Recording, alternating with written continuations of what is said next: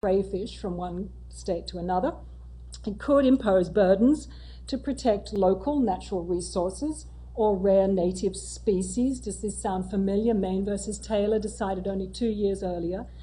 Just so long as the intention or the effect of the challenged state law was not to discriminate against out-of-state trade and commerce in order to protect the industry of the legislating state.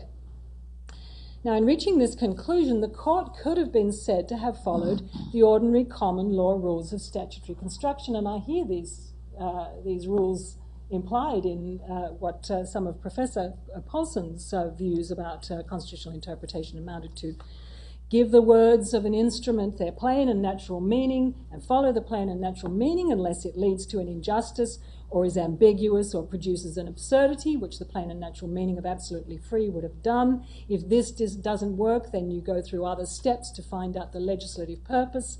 And if that is still unclear, then recourse to extrinsic materials is permitted. And I think these rules of statutory interpretation, common law rules, apply in Britain and in Australia and in the US. They're common law in common law jurisdictions.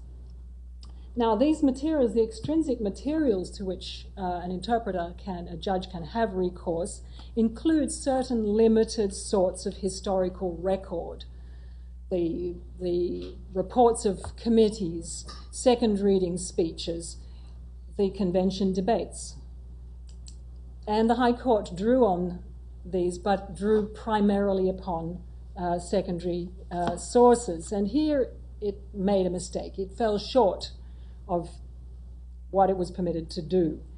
There were many disciplinary mistakes with respect to the doing of history in what the High Court did, and anyway, secondary histories are not included in the extrinsic materials that are authorized under statutory interpretation.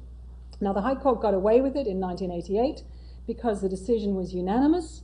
There were few living historians at the time who had any interest in the received historical interpretation of Section 92, and because the use of history was new in the court and nobody really knew how far this could legitimately go.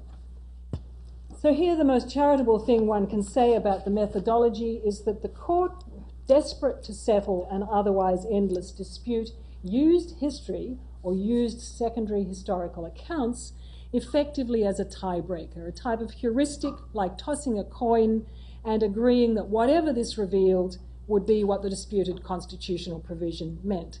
They used it once, they've applied that conclusion in Section 92 cases since, but they've never used that methodology again, for rightly or wrongly.